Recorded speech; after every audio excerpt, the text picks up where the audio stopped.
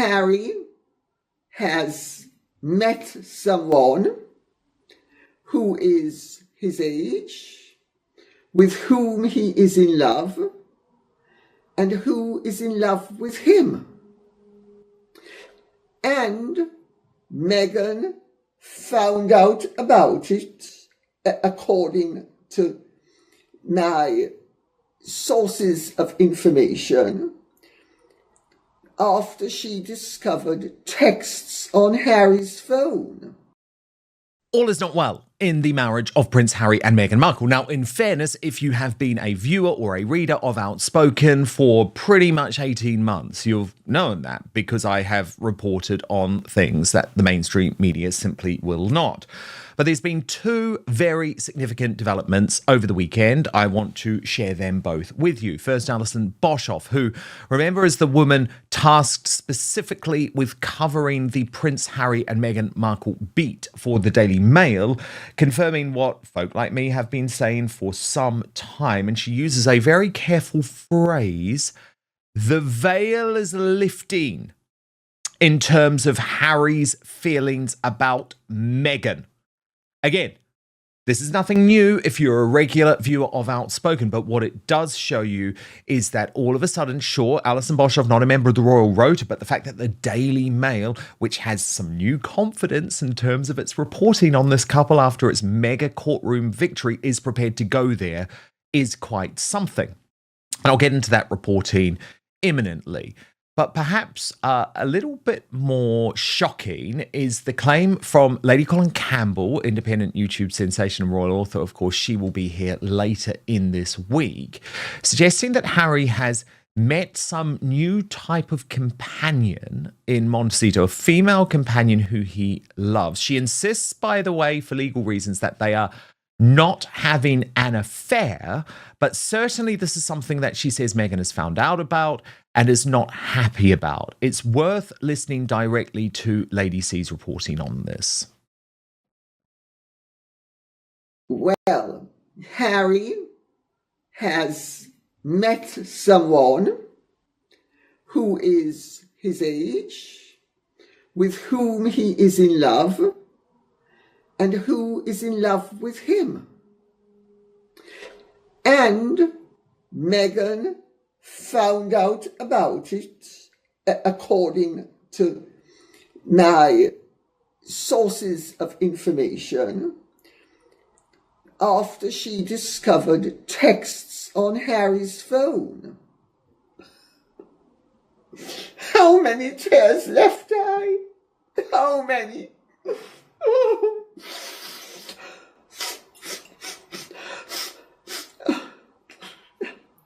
I think we'd better get a bottle of champagne to sort of get everybody calm.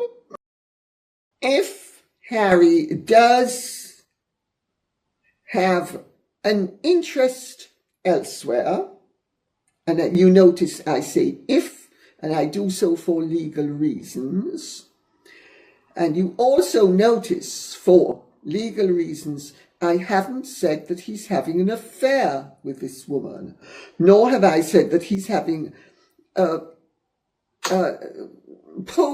post-marital or anything affair with this woman. And I'm making sure I don't say it for legal reasons. But you can draw your own conclusions. Two adults who are supposedly in love and in their 40s. Well, of course, what do? They certainly wouldn't do anything but speak about Schopenhauer. Of course, that's what they do.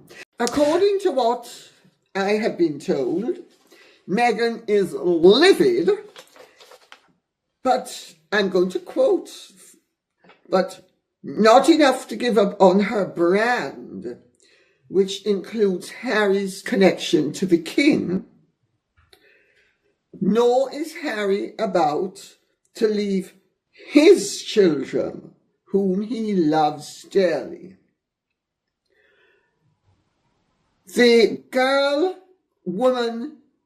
girlfriend, friend, however you want to put it, and I'm putting it like this for legal reasons, resides And I'm not going to say if it's actually in Montecito or near Montecito, but it's in the environs. Let's put it that way. Lady Colin Campbell just said something that stopped the entire royal commentary world in its tracks. Not a vague suggestion, not a carefully worded implication buried in 3 paragraphs of legal hedging.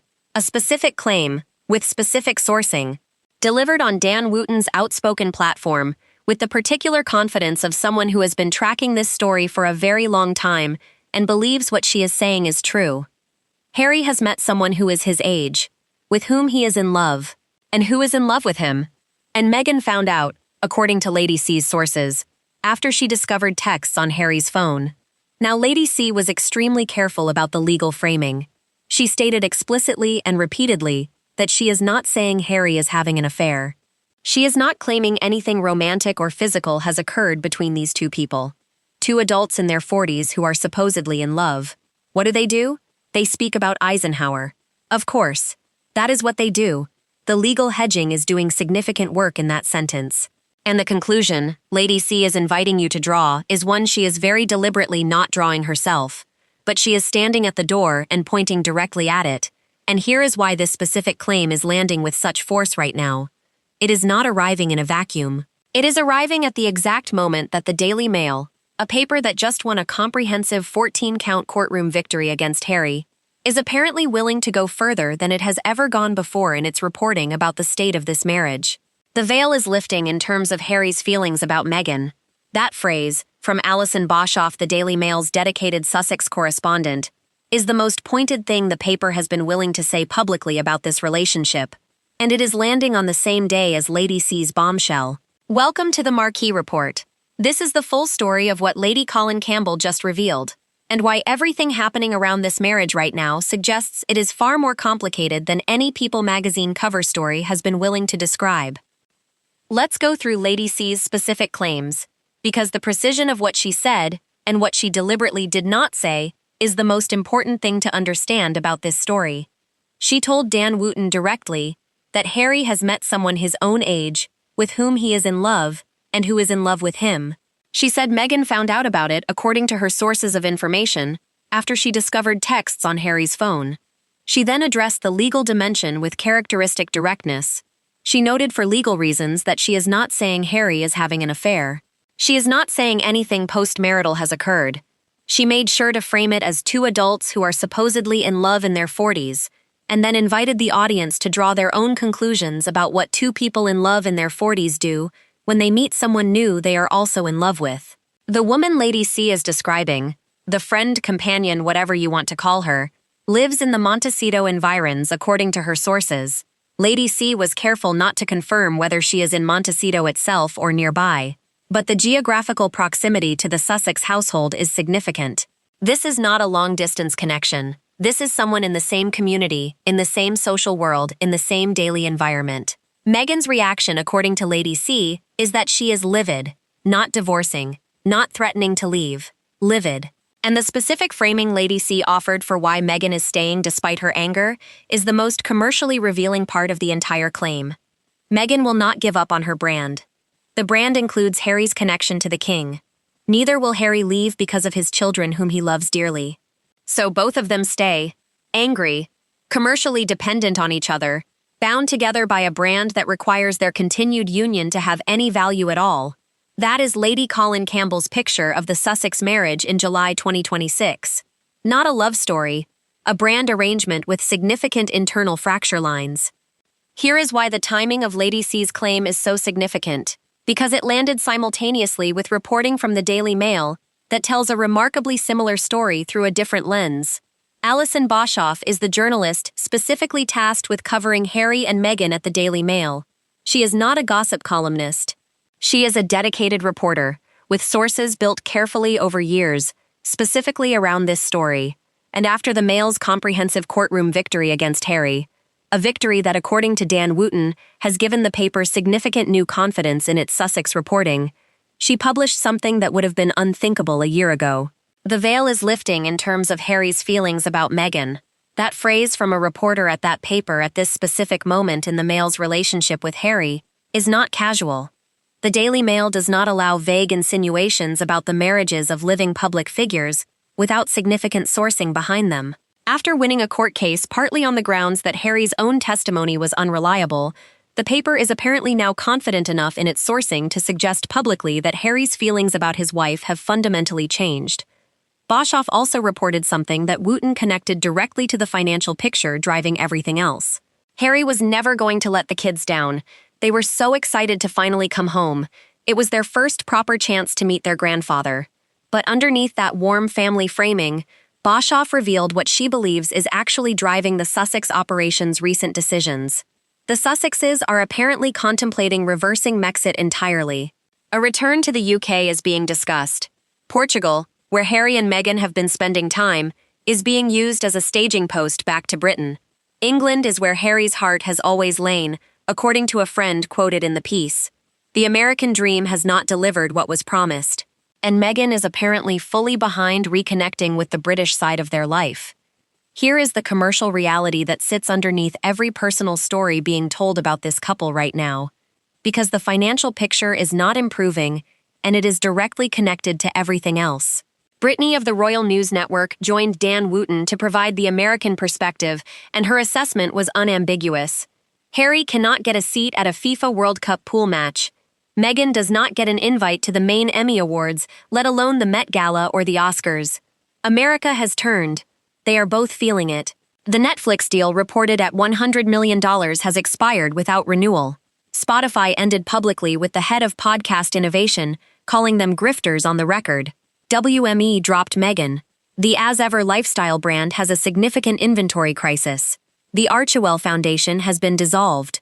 Harry's only listed corporate role at BetterUp has reportedly not involved him in any meaningful capacity in years. And now the legal bill from the Daily Mail case, which could reach £50 million, is creating a financial pressure that sources say is generating significant tension inside the Montecito household.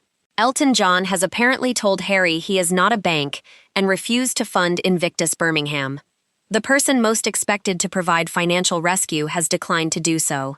Britney's verdict was delivered with the directness that American commentary tends to favor. They are failing at life. They did not produce good work. America appreciates hard work, and Harry and Meghan barely work at all. They want all the praise, all the accolades, all the attention, for doing the minimal bare work they do. The American dream is very much alive, said Brittany.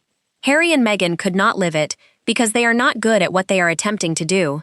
So the UK starts to look different from California when California stops delivering, and that calculation, the UK as a backup option, is driving decisions that multiple commentators are now describing as a significant and revealing strategic shift. Here is where Wootton made the argument that resonates most powerfully with the British audience watching all of this, because the idea of the UK as a backup plan has a fundamental problem that no amount of Highgrove meetings or Invictus promotional events can solve. Britain is not your backup option, Harry. Wootton said it directly. And the reasoning behind it goes deeper than personal feelings about the Sussex brand. The moment Harry went on Netflix and suggested that the 52% of British people who voted for Brexit were somehow racist, that was not a recoverable moment. You do not insult the democratic choices of the majority of a country and then return expecting a warm welcome when the alternative does not work out as planned.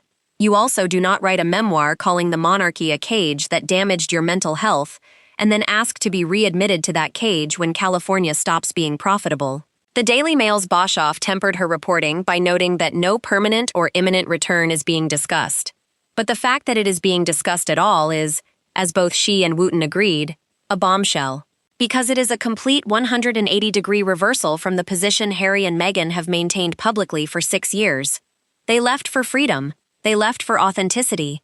They left because the institution was harmful, and the press was dangerous, and California represented the life they had always wanted. And now sources connected to them are briefing that America has not worked out and they are looking at the UK differently. Wootton's conclusion was pointed. I would argue that after the last 2 weeks, the view of most Brits is hardening that they do not want the Harry and Meghan drama back in the UK. Whatever they are planning, whatever the staging post strategy involves, they are going to find a British public that has processed 6 years of revelations and arrived at a position that is considerably more resistant than anything they apparently expected. Here is the most revealing detail in everything Lady C and Dan Wootton discussed, and it is the one that reframes every other element of the story. Meghan will not leave despite the texts. Harry will not leave because of the children. And underneath those personal reasons is a commercial reality that both of them understand better than anyone wants to state plainly.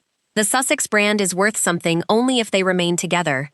Separate them, and the commercial value of what they built together drops to almost nothing. Harry without Meghan is a prince who wrote a memoir and lost a court case.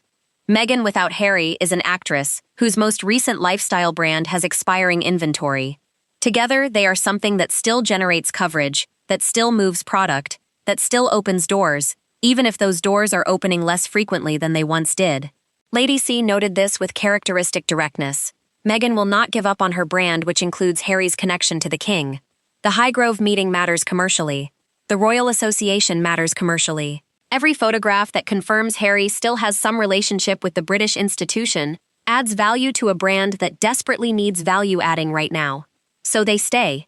Two people who, according to Lady C's sourcing, are in significantly different emotional places from where they were when they stood on that Windsor Castle balcony. Bound together not primarily by love, or at least not primarily by love, according to these sources, but by a commercial architecture that neither of them can afford to dismantle.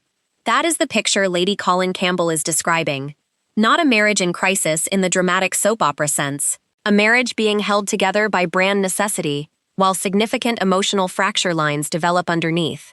Here is where everything that has happened in the past 2 weeks converges, because Lady C's Bombshell is not a standalone story. It is the latest piece in a picture that has been developing for months. The Daily Mail courtroom loss, the Elton John refusal, the People magazine leak that broke the Palace agreement, the security narrative that Palace sources confirmed was never based on a real change in threat assessment, the Invictus Birmingham fundraising gap, the expiring as-ever inventory, the absence from the Met Gala and the Emmys, and apparently the FIFA World Cup, and now Lady C's claim about texts on a phone and a woman in the Montecito environs, and a marriage held together primarily by the commercial necessity of the brand, rather than the emotional reality of the relationship. Dan Wootton connected it all with the observation that has been central to his coverage for 18 months. If you have been a regular viewer of Outspoken, none of this is entirely new. He has been reporting on the tension inside this marriage and the declining trajectory of the Sussex operation for considerably longer than the mainstream media has been willing to go there. What has changed is that the mainstream media is now going there. The Daily Mail is going there. And Lady C, with her characteristic combination of specific sourcing and careful legal framing, went further than anyone else this week. July 29th, the costs hearing happens. The financial exposure becomes clearer. Elton John's people will be watching that number very carefully. Harry's remaining financial resources will be watching it too. And somewhere in the Montecito environs, according to Lady Colin Campbell, there is a woman Harry is in love with, and who is in love with him. Here is where everything stands right now. Lady Colin Campbell told Dan Wootton that Harry has met someone his own age in the Montecito area with whom he is in love, that Meghan found out from texts on his phone, that Meghan is livid but will not walk away from the brand, that Harry will not leave because of his children, that neither of them can afford the commercial cost of ending their union.